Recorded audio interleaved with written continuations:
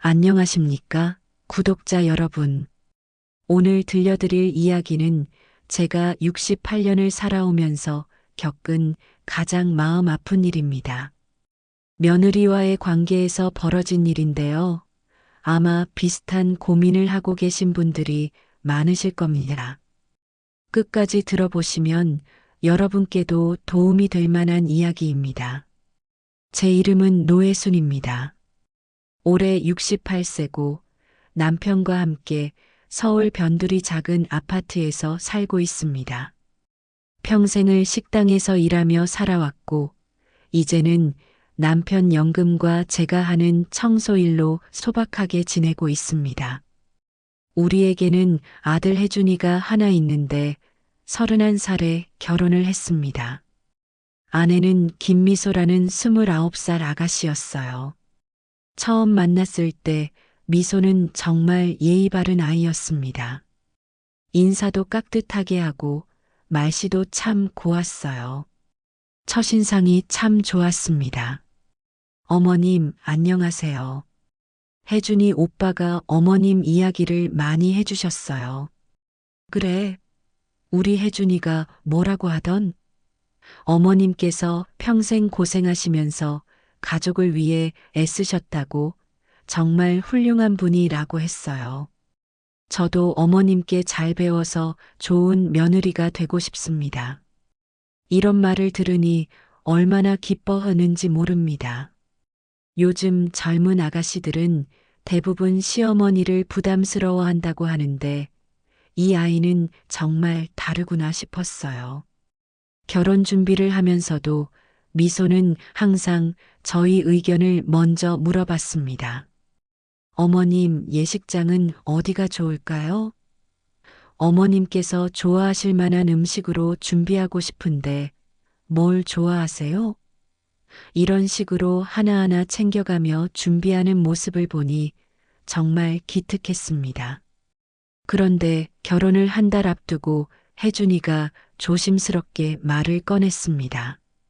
엄마, 아빠, 사실 저희가 신혼집 전세금을 구하는 게 조금 어려워서요.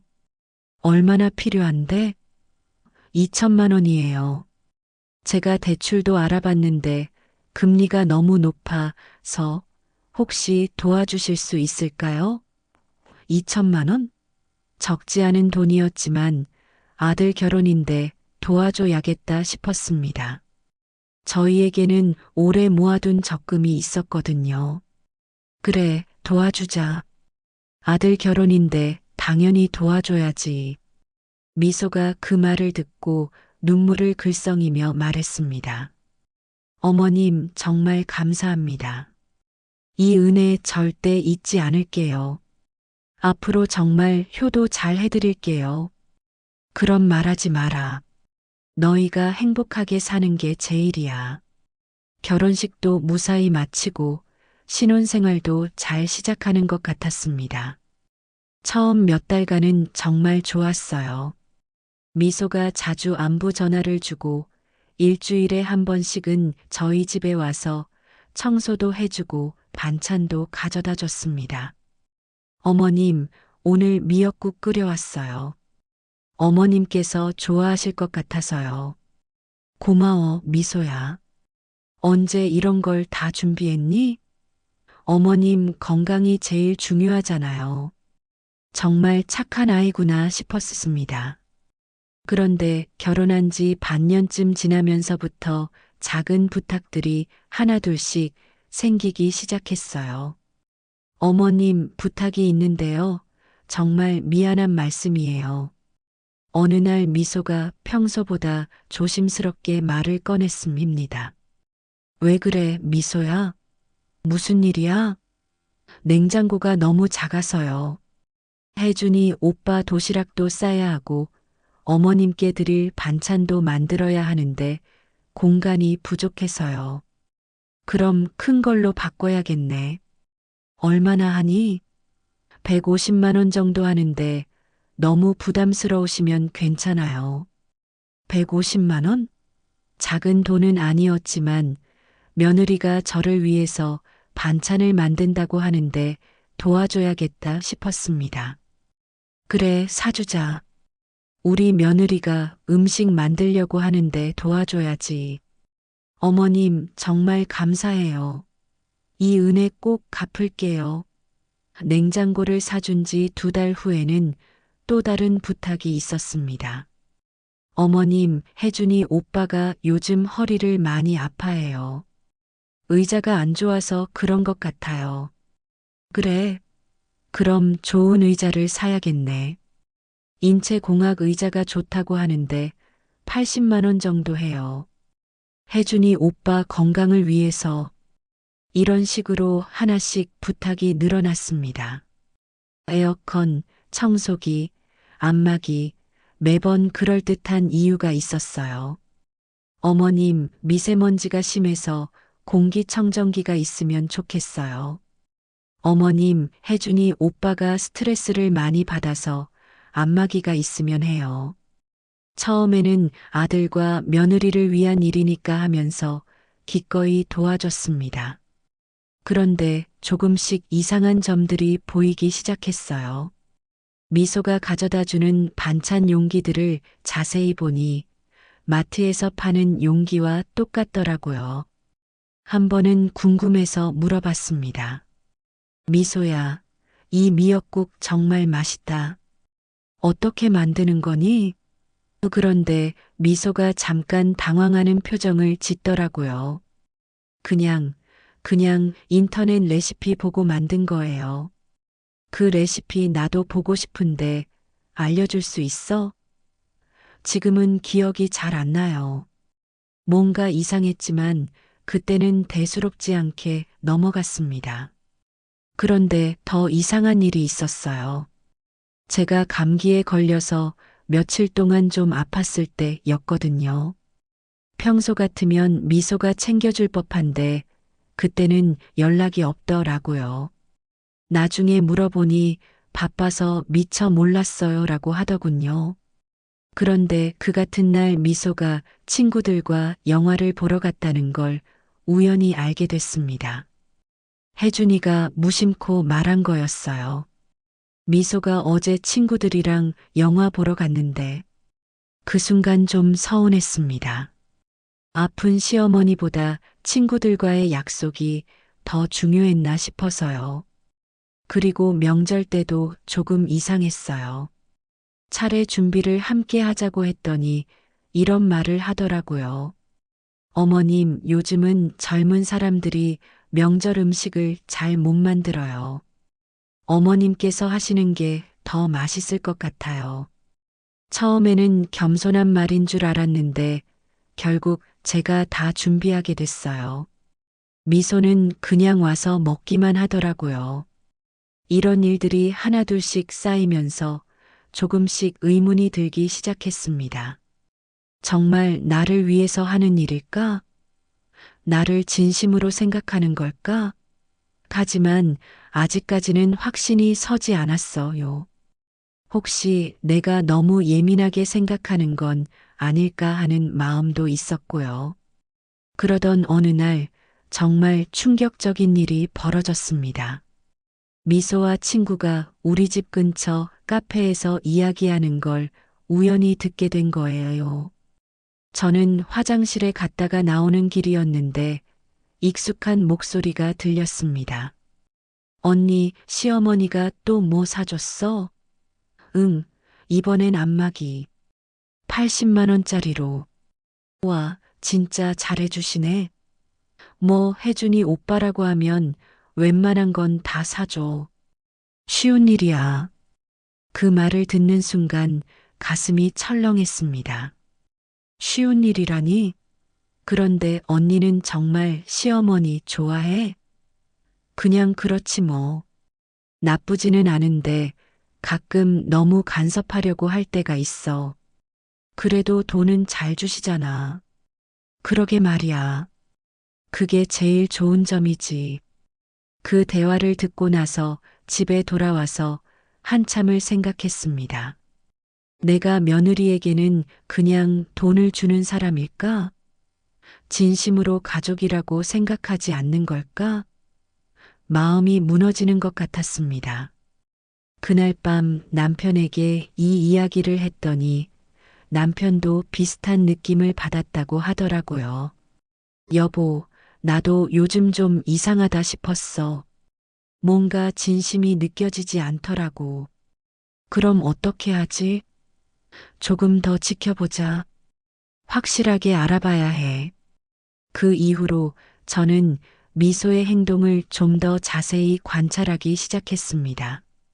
그리고 조금씩, 정말 조금씩 더 충격적인 사실들을 알게 됐습니다. 미소가 저에게 보이는 모습과 다른 사람들에게 보이는 모습이 완전히 달랐던 거예요. 저희에게는 항상 돈을 아껴 써야 해요. 검소하게 살아야죠 라고 말하면서 또 실제로는 명품백, 비싼 옷을 사입고 다녔어요. 하지만 그보다 더 충격적인 일이 기다리고 있었음입니다. 제가 정말 예상하지 못했던 미소의 진짜 마음을 알게 되는 순간이 다가오고 있었거든요. 정말 마음 아픈 일들이 계속 벌어졌어요. 미소와 친구의 대화를 들은 후부터 저는 좀 더 세심하게 관찰하기 시작했습니다.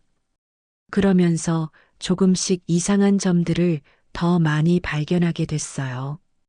결혼한 지 1년이 지날 무렵 미소의 부탁들이 점점 더 자주 그리고 더 큰 금액으로 바뀌어 갔습니다. 어머님, 정말 죄송한 말씀인데요.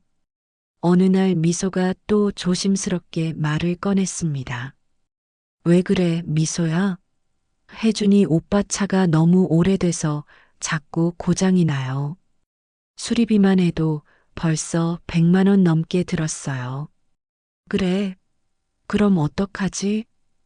중고차라도 하나 바꿔야 할 것 같아서요.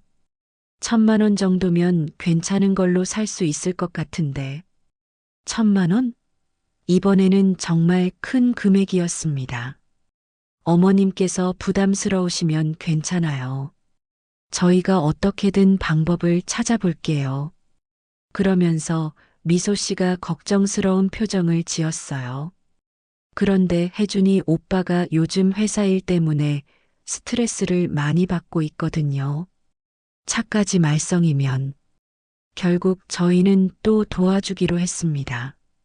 아들이 힘들어한다는데 어떻게 모른 척 하겠어요. 하지만 이번에는 남편이 조건을 달았습니다. 미소야, 이번에는 좀 큰 돈이니까 차용증을 써두자. 차용증이요? 응, 나중에 여유가 생기면 조금씩이라도 갚으면 되니까. 미소가 잠깐 당황하는 것 같았지만 결국 차용증을 썼음입니다. 물론 이자도 없고 갚는 기한도 정하지 않았어요. 그냥 형식적인 거였죠. 차를 사준 지 몇 달 후, 이번에는 다른 종류의 부탁이 들어왔습니다. 어머님, 제가 임신한 것 같아요. 정말? 그럼 병원 가봐야지. 네, 갔다 왔는데 맞대요. 이제 석 달 됐어요. 첫 손자 소식에 저희 부부는 정말 기뻤음입니다. 미소야, 몸조리 잘해야 한다. 뭐 필요한 거 있으면 언제든 말해. 감사해요, 어머님. 그런데 산부인과비가 생각보다 많이 들어서요. 매달 20만 원씩 들어가요. 그건 당연히 우리가 도와줘야지. 걱정하지 마. 그렇게 산부인과비를 대주기 시작했습니다. 그런데 며칠 후 미소가 또 다른 이야기를 꺼냈어요. 어머님, 요즘 임신부들은 태교를 정말 중요하게 생각한다고 해요. 그래, 어떤 태교? 음악 태교도 하고 미술관도 가고 그런데 그런 문화생활을 하려면 돈이 좀 들어서요. 결국 태교비 명목으로 매달 30만 원을 더 주게 됐습니다.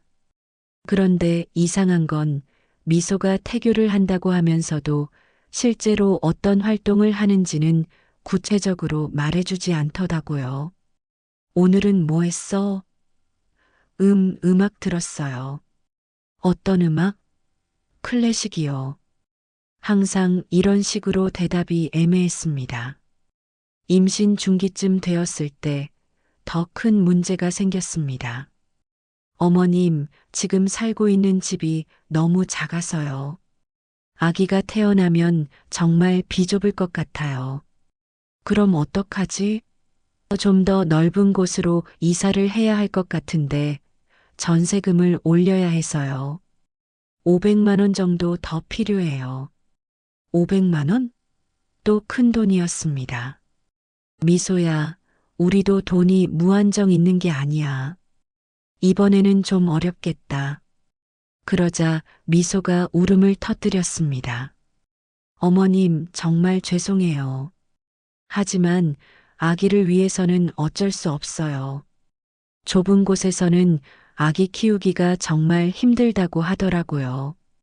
결국 또 도와주게 됐습니다. 손자를 위한 일이라고 하니 어떻게 거절하겠어요. 하지만 이쯤 되니 저희 살림이 점점 빠듯해졌습니다. 지금까지 도와준 돈이 벌써 2,500만 원 정도 됐거든요. 남편이 한 번은 이런 말을 했어요. 여보, 우리도 이제 나이가 드는데 이렇게 계속 도와줘도 될까? 그래도 아들이고 며느리인데. 물론 도와줘야지. 하지만 한도가 있어야 하는 거 아닐까? 그런 고민을 하고 있을 때 정말 충격적인 일을 목격하게 됐습니다. 어느 날 저는 시장에 장을 보러 갔다가 우연히 미소를 봤어요. 그런데 미소가 친구들과 함께 꽤 비싼 식당에 들어가는 모습이 없습니까 다. 임신 중이니까 좋은 음식 먹는 것도 좋지 하고 생각했는데 문제는 그게 아니었어요. 며칠 후에 혜준이가 무심코 한 말 때문에 알게 됐거든요. 미소가 요즘 친구들이랑 자주 만나서 좋아해요. 맛있는 거 먹으러 다니고 어디 가서 뭘 먹는데? 강남 쪽 유명한 음식점들이래요. 한 번 가면 10만 원씩은 든다고 하더라고요. 그 말을 듣는 순간 가슴이 철렁했습니다. 저희한테는 태교비가 부족하다고 산부인과비가 부담스럽다고 하면서 강남에서 10만 원씩 쓰면서 친구들과 식사를 하고 있었던 거예요. 그것도 한두 번이 아니라 자주 그런다는 거였어요. 더 충격적인 건 그 다음에 알게 된 사실이었습니다. 미소가 임신 중이라서 몸이 힘들다고 집안일을 거의 하지 않는다고 혜준이가 불평하더라고요. 엄마, 미소가 너무 힘들어해서 제가 집안일을 다 해요. 빨래도, 청소도, 설거지도. 임신 중이니까 좀 힘들겠지. 그런데 친구들이랑 만날 때는 하루 종일 나가 있어요. 그럴 힘은 있나 보더라고요. 혜준이도 조금씩 불만이 쌓이는 것 같았어요. 그리고 결정적인 사건이 하나 더 있었습니다. 제가 허리를 삐끗해서 며칠 동안 누워 있었을 때였어요. 남편이 회사에 나간 사이에 혼자 있으니까 정말 외롭고 아프더라고요.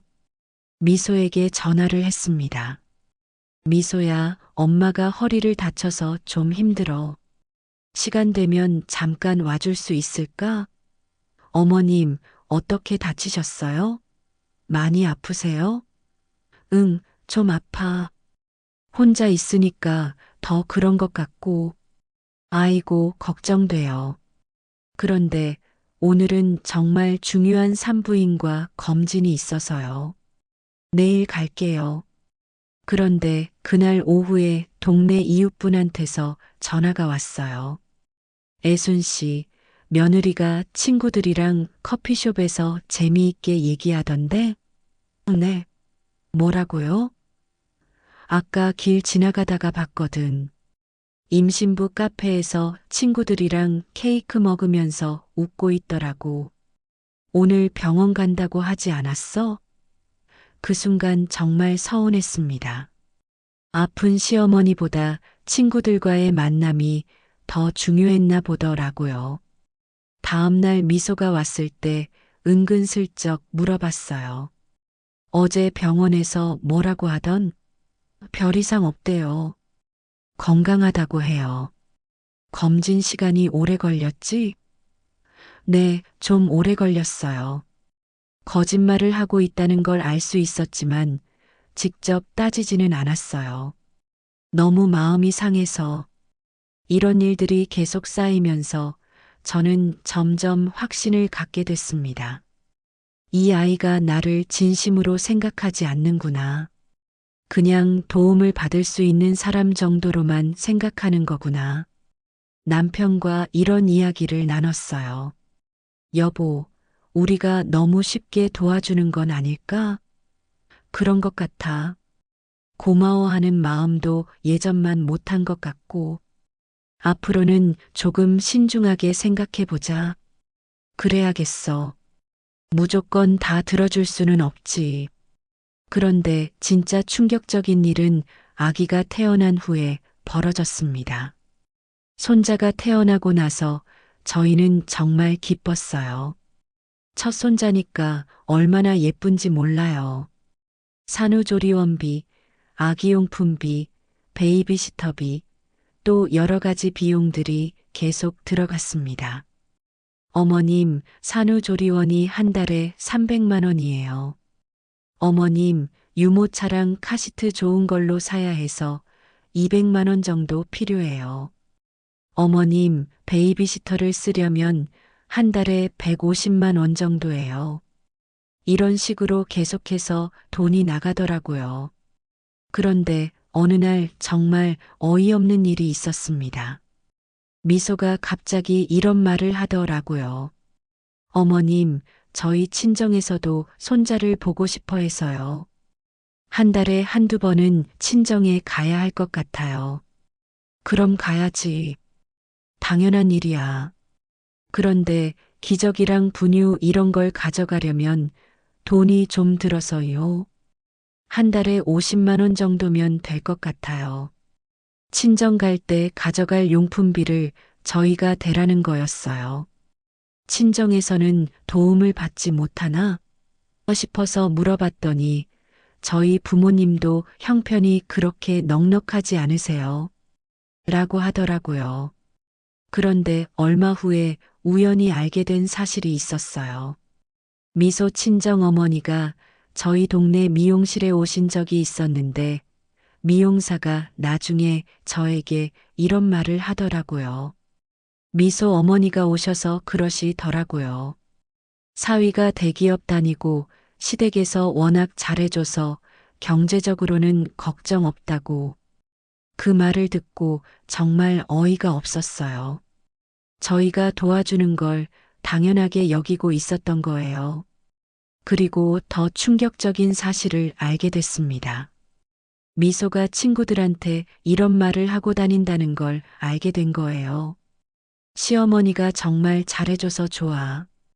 뭘 부탁해도 다 들어줘. 돈 걱정은 전혀 안 해도 돼. 시어머니가 다 해결해 주시거든. 이런 식으로 이야기하고 다니고 있었던 거예요.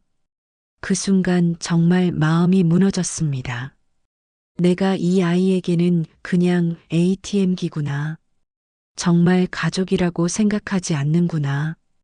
하지만 더 큰 충격은 아직 남아 있었습니다. 미소의 진짜 속마음을 알게 되는 정말 상상도 못했던 일이 벌어질 예정이었거든요. 정말 마음이 무너지는 경험이었어요. 손자가 태어나고 100일이 지날 무렵이었습니다. 그동안 저희가 도와준 돈이 벌써 3천만 원이 넘었어요. 저희 노후 자금이 절반 가까이 줄어든 상황이었습니다. 그런데 그날도 미소가 또 다른 부탁을 가지고 왔어요. 어머님, 아기가 이제 좀 큰 것 같으니까 육아용품을 더 사야 할 것 같아서요. 또 뭘 사야 하는데? 걸음마 보조기랑 장난감들, 그리고 이유식 만드는 기계, 이것저것 합치면 300만 원 정도 될 것 같아요. 또 300만 원, 저는 이번에는 좀 망설여졌어요. 미소야, 우리도 돈이 무한정 있는 게 아니거든. 꼭 필요한 것만 사면 안 될까? 그러자 미소가 이런 말을 했어요. 어머님, 요즘은 육아용품이 아기 발달에 정말 중요하다고 해요. 좋은 걸 써줘야 아이가 똑똑하게 자란다고 해요. 그래도 어머님께서 부담스러우시면 저희가 어떻게든 해볼게요. 그러면서 서운한 표정을 지었어요. 마치 제가 손자를 소홀히 대한다는 식으로요. 결국 또 도와주게 됐습니다. 손자를 위한 일이라고 하니까 어떻게 거절하겠어요. 하지만 그날 밤 남편과 이야기를 나눴어요. 여보, 이렇게 계속 도와줘도 될까? 우리 살림도 생각해야 하는데. 나도 그 생각이야. 며느리가 너무 당연하게 여기는 것 같아. 한 번은 단호하게 말해야 할 때가 온 것 같아. 그런 고민을 하고 있던 차에 정말 우연히 충격적인 사실을 알게 됐습니다. 그날은 손자 100일 사진을 찍으러 사진관에 갔었어요. 저희도 함께 가서 가족 사진을 찍었는데 사진을 다 찍고 나서 미소가 화장실에 간 사이에 일어난 일이었어요. 사진사분이 저에게 이런 말을 하시더라고요. 어머님, 며느리분이 정말 좋으시겠어요. 아까 친구분들이랑 통화하시는 걸 들으니까 시어머님이 정말 잘해주신다고 자랑하시더라고요. 그랬나요? 네, 뭘 부탁해도 다 해주시고 돈 걱정은 전혀 안 해도 된다고. 그런데 좀 이상한 건 뭐가요? 내 친구한테 시어머니가 워낙 순진해서 뭘 말해도 다 믿어라고 하시더라고요. 그게 좀, 그 말을 듣는 순간 머리가 띵했습니다. 순진해서 뭘 말해도 다 믿는다고? 혹시 또 다른 말은 안 했나요? 어차피 나중에 물려받을 돈이니까 미리 받는 것뿐 이라고도 하시던데. 그 순간 정말 가슴이 무너지는 것 같았어요. 저를 그렇게 생각하고 있었다니. 집에 돌아와서 남편에게 이 이야기를 했더니 남편도 얼굴이 하얗게 되더라고요. 여보, 그럼 우리가 지금까지 완전히 속고 있었던 거야? 그런 것 같아. 정말 충격이야. 우리를 그렇게 생각하고 있었다니. 그날부터 저는 미소의 행동을 더 자세히 관찰하기 시작했어요. 그러면서 더 많은 것들을 알게 됐습니다. 며칠 후 미소가 친구와 통화하는 걸 우연히 듣게 됐어요. 거실에서 아기를 보고 있는데 미소가 베란다에서 전화를 받더라고요. 응, 또 300만 원 받았어. 뭐라고 했는데? 아기용품 산다고. 뭔가 그럴듯하게 말하면 다 줘. 진짜 쉽네? 완전 쉬워. 그냥 아기 위한다고 하면 무조건이야. 그 대화를 듣고 정말 온몸에 힘이 빠졌어요. 그럴듯하게 말하면 다 준다니? 그런데 정말 다 필요한 거야? 에이, 반은 필요 없는 거지. 그냥 받아두는 거야. 어차피 우리 돈 될 거잖아. 시어머니는 눈치 못 채? 전혀. 워낙 착하셔서 의심도 안 해. 오히려 더 잘해주려고 하셔. 그 말을 들으면서 눈물이 날 뻔했어요. 제가 그동안 진심으로 도와준 게 이렇게 받아들여지고 있었다니? 더 충격적인 건 그 다음 대화였어요. 그런데 혜준이는 뭐라고 안 해? 오빠도 별로 신경 안 써. 어차피 엄마가 주는 거니까 받으면 되는 거 아니냐고 해. 우리 아들도 마찬가지였던 거예요.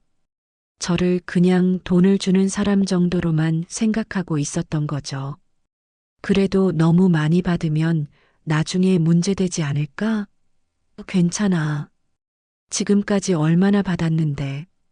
그리고 시어머니가 워낙 손자 사랑이 크셔서 손자 위한다고 하면 뭐든 해줘. 손자 사랑을 이용하고 있었던 거예요. 정말 치밀하게.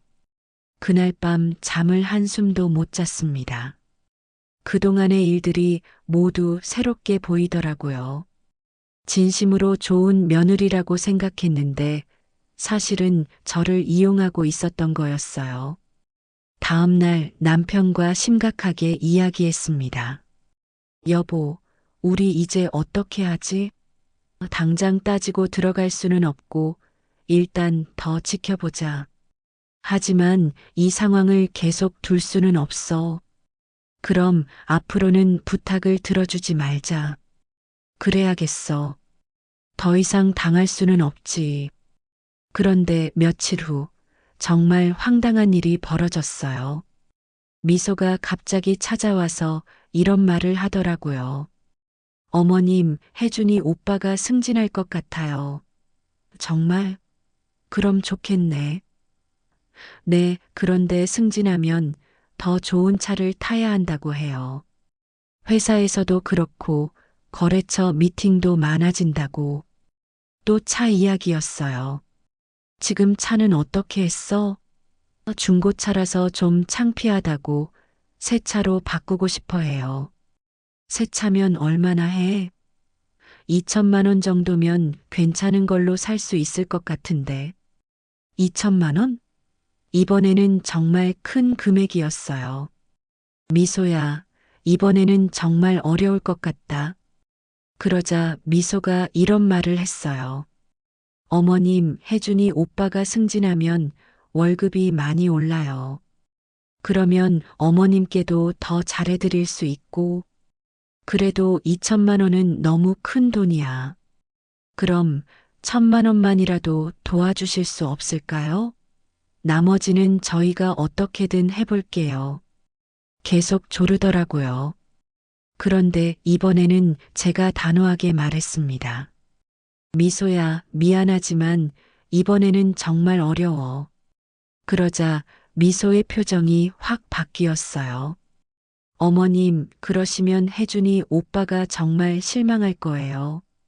그래도 우리 형편도 있잖니. 지금까지 그렇게 잘해주시더니 갑자기 왜 이러세요? 그 말투가 완전히 달라졌어요. 평소의 공손한 모습은 온데간데 없고 마치 제가 당연히 해야 할 일을 안 한다는 식이었어요. 미소야, 그런 식으로 말하면 안 되지. 아니, 어머님. 혜준이 오빠 승진하는데 시어머니가 도와주지 않으면 누가 도와줘요? 우리가 지금까지 얼마나 도와줬는데? 그건 그거고 이건 이거 아닌가요? 혜준이 오빠 앞으로가 더 중요한데. 정말 어이가 없었어요. 지금까지 도와준 건 없던 일이고 앞으로도 계속 도와주는 게 당연하다는 식이었어요. 그때 깨달았습니다. 이 아이가 저를 정말로 어떻게 생각하고 있었는지 저는 그냥 돈을 주는 기계였던 거예요. 감정도 없고 사정도 모르는 그냥 필요할 때 돈을 주는 존재였던 거죠. 그날 미소가 돌아간 후 남편과 이야기했어요. 여보, 이제 확실해졌어. 이 아이가 우리를 어떻게 생각하는지. 정말 실망이야. 그동안 우리가 얼마나 정성으로 도와줬는데. 앞으로는 정말 단호하게 대해야겠어. 그래야 해. 더 이상 이용당할 수는 없어. 하지만 정말 마음이 아팠어요. 진심으로 가족이라고 생각했는데 상대방은 그렇지 않았다는 게 며칠 후 더 충격적인 일이 벌어졌습니다. 혜준이가 직접 찾아와서 이런 말을 하더라고요. 엄마, 미소가 많이 서운해해. 왜? 차 사는 거 도와달라고 했는데 거절하셔서 친구들한테 말하기가 부끄럽다고 해. 친구들한테 말하기가 부끄럽다고? 네, 시어머니가 이런 것도 안 도와준다고 하면 창피하잖아요. 그 말을 듣고 정말 화가 났어요. 저를 체면 치레용으로만 생각하고 있었던 거예요. 혜준아, 우리가 지금까지 얼마나 도와줬는데 그런 말을 하니? 그건 알고 있어요. 하지만 이번에는 정말 중요한 일이라서. 중요한 일이면 너희가 알아서 해야지. 왜 우리가 다 해결해줘야 하니? 엄마, 그러시면 안 되죠. 아들이 승진하는데 우리 아들까지도 마찬가지였어요. 저를 그냥 당연히 도와줘야 하는 존재로만 생각하고 있었던 거죠. 그날 밤 정말 많은 생각을 했습니다. 내가 이 아이들에게 뭐였을까? 정말 가족이었을까? 아니면 그냥 이용당하는 사람이었을까? 내 진심은 전혀 전해지지 않았던 걸까? 정말 마음이 무너지는 것 같았어요. 하지만 이제는 확실히 알겠더라고요. 더 이상 이런 식으로 살 수는 없다는 걸. 이제 정말 변화가 필요한 때였습니다. 나이 들어서 배운 소중한 교훈이었어요. 며느리와 아들의 진심을 알게 된 후, 저는 며칠 동안 정말 많은 고민을 했습니다. 화도 나고 서운하기도 했지만 무엇보다 어떻게 해야 할지 막막했어요. 여보, 우리 이제 어떻게 하지? 당장 따지고 들어갈 수도 없고, 나도 그게 고민이야. 너무 감정적으로 대하면 관계가 완전히 틀어질 수도 있고, 하지만 이대로 계속 당할 수도 없잖아. 남편과 이런 대화를 나누면서 저는 하나의 결론을 내렸습니다. 지혜롭게 경계선을 그어야겠다. 며칠 후 예상했던 대로 미소가 또 다른 부탁을 가지고 왔어요. 어머님, 아기가 이제 돌이 다 되어 가는데 돌잔치를 좀 제대로 해주고 싶어서요. 돌잔치? 네, 요즘은 돌잔치를 호텔에서 많이 해요. 아기 인생에서 한 번뿐인 중요한 날이잖아요. 호텔에서 하면 얼마나 들어? 500만 원 정도면 괜찮게 할 수 있을 것 같아요. 어머님께서 도와주시면. 이번에는 제가 차근차근 물어봤습니다. 미소야, 돌잔치에 몇 명 정도 올 예정이니? 친정 가족이랑 저희 친구들, 그리고 어머님 댁까지 한 30명 정도요? 그럼 1인당 16만 원씩 드는 거네? 계산해보니 그러네요. 그런데 꼭 호텔에서 해야 할까? 집에서 하거나 동네 식당에서 해도 되지 않을까? 어머님, 요즘에 집에서 돌잔치 하는 사람이 어디 있어요? 창피해서 친구들을 어떻게 불러요? 또 체면 이야기가 나오더라고요. 그때 저는 단호하게 말했습니다.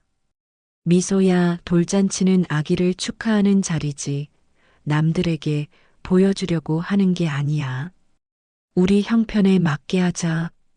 그럼 어머님께서 도와주실 생각은 없으신 거예요? 이번에는 어려워. 우리도 계획이 있거든. 무슨 계획이요? 우리 노후 준비도 해야 하고 또 갑자기 몸이 아플 수도 있잖니. 모든 돈을 다 쓸 수는 없어. 그러자 미소가 조금 당황하는 표정을 지었어요. 아마 평소와 다른 제 반응에 놀란 것 같았어요. 어머님, 그러시면 혜준이 오빠가 정말 실망할 거예요. 실망? 왜? 지금까지 그렇게 잘해주시다가 갑자기. 미소야, 잘해주는 것과 무조건 다 들어주는 건 다른 거야. 저는 차분하지만 단호하게 말했습니다. 우리가 지금까지 얼마나 도와줬는지 한번 계산해 봤니? 그건 3천만 원이 넘어. 우리 같은 서민이 3천만 원이면 정말 큰 돈이야. 하지만 그건 다 필요해서 정말 다 필요했을까? 솔직히 말해봐. 미소가 말문이 막혔어요. 아마 자신이 그동안 한 말들을 생각하고 있었을 거예요. 미소야, 앞으로는 정말 꼭 필요한 일이 아니면 도움을 요청하지 마라. 우리도 나이가 들어가는데 무작정 도와줄 수는 없어. 그날 미소는 별다른 말 없이 돌아갔습니다. 며칠 후에 혜준이가 찾아왔어요. 엄마, 미소가 많이 속상해해요. 왜? 돌잔치 도와달라고 했는데 거절하셔서. 그동안 그렇게 잘해주시다가 왜 갑자기. 혜준아, 엄마가 갑자기 변한 게 아니야. 저는 아들에게도 차근차근 설명했습니다. 우리가 지금까지 얼마나 도와줬는지 알고 있니? 알고 있어요. 정말 감사하게 생각하고 있어요. 그럼 앞으로는 너희가 스스로 해야 할 때가 온 거야. 하지만 아직 저희가 여유가 없어서요. 혜준아, 너 이제 32이야. 언제까지 부모에게 의존할 거니? 그게 아니라가 아니야. 이제는 정말 독립해야 해. 혜준이도 할 말이 없어 보였어요. 그리고 혜준아, 한 가지만 물어볼게. 네. 너희가 우리를 정말 부모라고, 가족이라고 생각하니? 아니면 그냥 도움받을 수 있는 사람으로만 생각하니? 혜준이가 깜짝 놀라며 말했어요.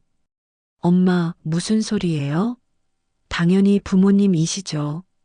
그럼 왜 우리 사정은 생각하지 않고 계속 도움만 요청하니? 그건 우리도 나이가 들어가는데 언젠가는 병원비도 들고 요양비도 필요할 수 있어. 그런 건 생각해 본 적 있니? 혜준이가 고개를 숙였어요. 미안해요, 엄마. 그런 생각까지는. 그래, 이제라도 생각해봐. 부모와 자식의 관계는 한쪽이 일방적으로 주기만 하는 게 아니야. 그날 혜준이와 긴 이야기를 나눴습니다. 처음에는 좀 어색했지만 결국 서로 이해하는 시간이 됐어요. 그 후로 미소의 태도가 눈에 띄게 변했습니다. 예전처럼 자주 오지도 않고 와도 어색해 하더라고요. 한 달쯤 지났을 때 미소가 조심스럽게 말을 꺼냈어요. 어머님, 그동안 정말 죄송했어요. 뭐가? 제가 너무 당연하게 생각했던 것 같아요. 어머님 입장은 생각하지 못하고. 그래, 이제라도 깨달았으면 됐어. 앞으로는 정말 꼭 필요한 일이 아니면 부탁드리지 않을게요. 꼭 필요한 일이어도 일단 너희가 먼저 방법을 찾아봐야 해. 그래도 안 되면 그때 이야기하고. 네, 알겠어요. 사실 저도 며느리를 미워하고 싶지는 않았어요. 다만 올바른 관계를 만들고 싶었던 거죠. 그 후로 몇 가지 변화가 생겼습니다. 첫째, 미소가 무엇인가 부탁할 때는 먼저 자신들이 어떤 노력을 했는지 설명하게 됐어요. 어머님, 아기 예방접종비가 부족해서요. 저희가 적금도 해지하고 용돈도 줄였는데도 조금 모자라서. 이런 식으로 자신들의 노력을 먼저 보여주더라고요. 둘째, 금액도 훨씬 현실적으로 요청하게 됐어요.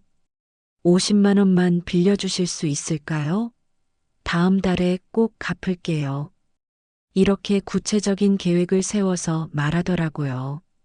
셋째, 감사 표현이 진심으로 바뀌었어요. 어머님, 정말 감사해요.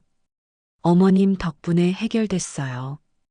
예전에는 당연하다는 시기였는데, 이제는 정말 고마워하는 게 느껴졌어요. 하지만 가장 중요한 변화는 제 자신에게 일어났습니다. 저는 이제 무조건 다 들어주는 시어머니가 아니라 현명하게 도와주는 시어머니가 되었어요. 어느 날 손자를 돌봐주고 있을 때 미소가 이런 말을 하더라고요. 어머님, 제가 처음에 정말 철없었던 것 같아요. 왜? 어머님이 그냥 무조건 도와주시는 게 당연한 줄 알았어요. 지금 생각해보니 정말 부끄러워요. 그래, 사람은 실수할 수 있어. 중요한 건 깨닫는 거지. 앞으로는 정말 어머님께 부담드리지 않으려고 해요. 저희가 할 수 있는 건 저희가 하고 그래야지. 그렇게 어른이 되는 거야. 남편도 이런 변화를 보고 기뻐했어요. 여보, 당신이 참 잘했어. 그냥 계속 당하고만 살 뻔했네. 나도 처음에는 어떻게 해야 할지 몰랐는데 이렇게 하니까 오히려 관계가 더 좋아진 것 같아. 그래, 진짜 가족이 되려면 서로 존중해야 하는 거야. 물론 모든 게 완벽해진 건 아니에요. 가끔 미소가 예전 습관이 나올 때도 있고 혜준이도 아직 부족한 점이 많아요. 하지만 분명한 건 저희 관계가 이전보다 훨씬 건강해졌다는 거예요. 이제 저희는 서로를 이용하는 관계가 아니라 진짜 가족으로서 서로를 아끼고 존중하는 관계가 됐어요. 그리고 무엇보다 저 자신이 변했어요. 이제는 무조건 착한 시어머 네가 아니라 지혜로운 시어머니가 됐습니다. 때로는 단호하게 거절할 줄도 알고 때로는 진심으로 도와줄 줄도 아는 그런 시어머니 말이에요. 정말 인생의 후반부에서 배운 값진 교훈들이었어요. 며느리와의 관계가 정리된 지 1년 정도가 지났을 때 저는 정말 많은 변화를 느꼈습니다. 무엇보다 마음이 한결 편해졌어요. 예전에는 며느리한테서 전화가 오면 또 무슨 부탁일까? 하고 불안했는데 이제는 그런 걱정 없이 자연스럽게 대화할 수 있게 됐습니다. 어머님, 안녕하세요. 아기가 오늘 처음으로 할머니라고 했어요. 정말? 어머, 그럼 우리 손자가 이제 말을 시작했네. 네, 그래서 어머님께 먼저 알려드리고 싶었어요. 이런 일상적인 대화가 얼마나 소중한지 새삼 느꼈어요. 돈 때문에 생기는 불편함이 없으니까 진짜 가족다운 대화를 할 수 있게 된 거죠. 미소도 많이 변했어요. 이제는 제가 아플 때 진짜로 걱정해주고 명절 때도 적극적으로 도와줍니다. 어머님, 올 추석에는 제가 전 부치는 거 도와드릴게요. 어머님께 배우고 싶어요. 그래. 그럼 미리 와서 함께 준비하자. 네, 그리고 어머님, 아기 옷 중에 작아진 거 있으면 동네 어려운 분들께 나눠드려도 될까요? 어머님께서 사주신 좋은 옷들인데 버리기는 아까워서 이런 말을 들으면 정말 며느리가 달라졌구나 싶어요. 예전에는 자기 일만 생각했는데 이제는 다른 사람들까지 생각하게 됐거든요. 혜준이도 마찬가지예요. 이제는 월급을 받으면 먼저 생활비를 계획하고 저축도 하고 그래도 남는 게 있을 때 가끔씩 저희에게 용돈을 가져다 줍니다. 엄마, 이번 달에 야근을 좀 많이 해서 수당이 나왔어요. 작은 돈이지만 어머니 아버지 용돈으로 쓰세요. 아이고, 고마워. 너희가 먼저 써. 아니에요. 그동안 저희가 너무 많이 받았잖아요. 이제는 저희가 조금씩이라도 드려야죠. 이런 말을 들으면 정말 뿌듯해요. 아들이 진짜 어른이 됐구나 싶거든요. 그리고 손자와의 관계도 훨씬 자연스러워졌어요.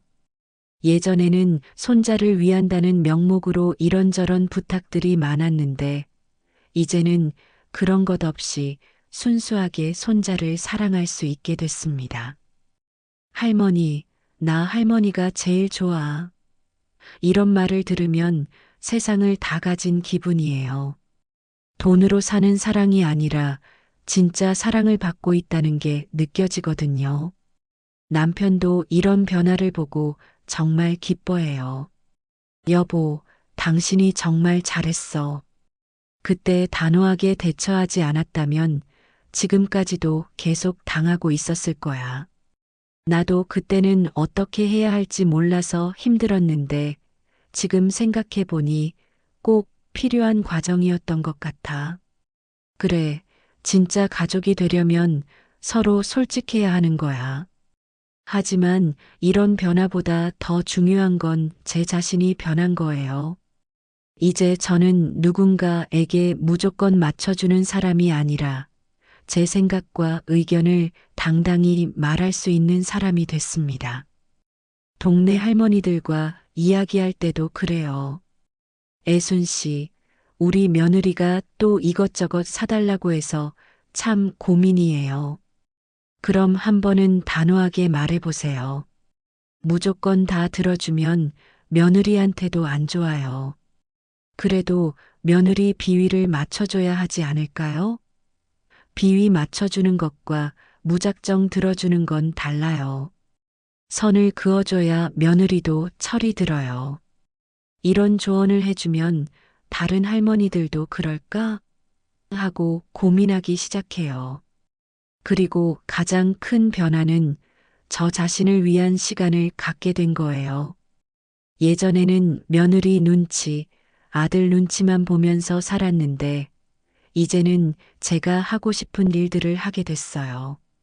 동네 노인정에서 하는 한글 교실에도 참여하고, 친구들과 가끔 여행도 가고, 취미로 원예도 시작했습니다. 여보, 오늘 한글 교실에서 컴퓨터 사용법도 배웠어. 정말? 그럼 이제 손자 사진도 컴퓨터로 볼 수 있겠네. 그래. 그리고 다음 달에는 친구들이랑 경주 여행도 가기로 했어. 좋아. 그동안 여행 한번 제대로 못 갔잖아. 이렇게 제 인생을 사는 게 얼마나 소중한지 새삼 깨달았어요. 그런데 며칠 전에 정말 감동적인 일이 있었어요. 미소가 갑자기 찾아와서 이런 말을 하더라고요. 어머님, 정말 감사해요. 뭐가? 저를 바른 길로 인도해 주셔서요. 만약 어머님께서 그때 단호하게 말씀하지 않으셨다면 저는 지금까지도 철없는 며느리로 살았을 거예요. 그런 말하지 마라. 너도 이제 어른이 됐으니까 당연한 거야. 아니에요. 정말 어머님 덕분이에요. 저희 친구들 중에 아직도 시댁에서 이것저것 받아내려고만 하는 친구들이 있거든요. 그런 걸 보면 정말 부끄러워요. 그래. 네, 그런 친구들에게 이제는 그러면 안 된다. 시어머니도 사람이다라고 말해줘요. 어머님께서 저를 가르쳐 주신 덕분에 저도 다른 사람들을 가르쳐 줄 수 있게 됐어요. 이 말을 들으면서 정말 뿌듯했어요. 제가 힘들게 내린 결정이 결국은 며느리에게도 도움이 됐구나 싶었거든요. 이런 경험을 통해서 제가 얻은 가장 큰 깨달음은 이거예요. 진짜 사랑은 무조건 주는 게 아니라 상대방이 올바르게 살 수 있도록 도와주는 거라는 것입니다. 마지막으로 자신을 사랑하세요. 여러분도 소중한 사람이에요. 남을 위해서만 희생하지 마시고 자신의 행복도 챙기세요.